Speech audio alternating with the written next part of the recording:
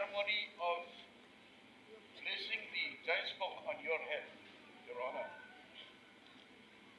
You are now an elder of Sabay Thakti. Iyo sowai Rangbah jong kajala Meghalaya unong daw jongi ubabat yakaan kariti kedustur jongi kamtam haba une Rangbah marsen poi hakasuki as soon as you assume charge on understanding the need of our people, Your Honor. You signed two very important acts. Our gratitude goes Kajing Ai Kublai, your Chief Executive Member, Uba Panyat SM, Baka Kanhon Kajongu Kabakanthok, Yoba Pian SM, Hangneru Idanikong Magdalene, Idanikong Grace, Kiwai Kiyam Nganum Chair Kertangipi, Tambah Kacai Penreo Kalai, Yaki Kang Kijongki. Our people have seen your work and we appreciate it. Denam dai pai ba. Denam dai na bangin Shnong mo yati kajing da ha kajongki. Bagi penterai kam yati riti kitor ki jongi haka dor jongki an ki kanun ki Pynskhem. Your Honor, although I have given you a written speech on seeing the situation here, I will have to deviate a little bit. I will have to deviate because when you look at our people and you see them gathered here, this is the face of a matrilineal society. This is the face kadur khmat choga chai pandri ba ai chai kme kadai nam dai na kata ngani oslo iti kadai nam dai na dai bagi wan hangne ban sakhi ni wan hangne ban ai ka juban ka jongi bagi riti ki dustur kin im dai nam dai na hagini kiski kilai batai kini kiramba ki ongba ki jingklan hila yosno ki ongba ki an lapas na pelong an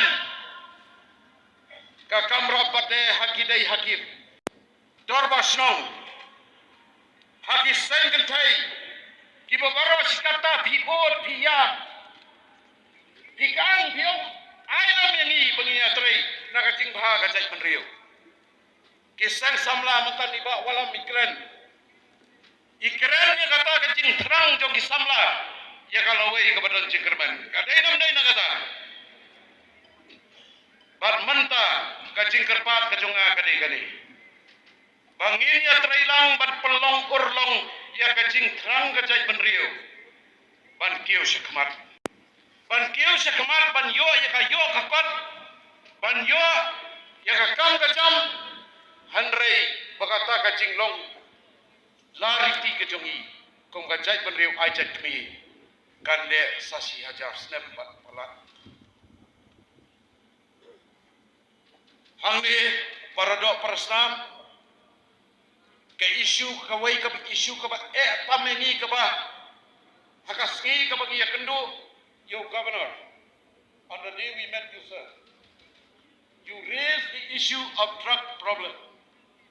You raised the issue of the danger to our society, to the danger to our youths, to the danger to the whole of Meghalaya. Because of the fact that this unseen, hidden and malicious problem is going into the deep veins of our society. And if we do not tackle it, sir, like you aspire, we will be nowhere. The state would destroy. Therefore, nga ongya pipai ba bakane kacing ma kabadan menta khamtam kacing jelai udrok sakaleng saudong. Menta kaski idai ban ai ya kacuban lak kajongi bangin yale persyayu. Nakaye kasem haka Shnong kathau haka it hima barhapok jelat. We are fortunate that we have here our Deputy Chief Minister, Mr. Preston Pynskhem, who was himself one of the CMs, one of the chief executive members of the Kasiam Autonomous District Council. Sir, I thank you because it is due to your initiative also that these bills have become acts. It is your compassion, it is your understanding, it is your farsightedness that these have become bills. These bills have become acts.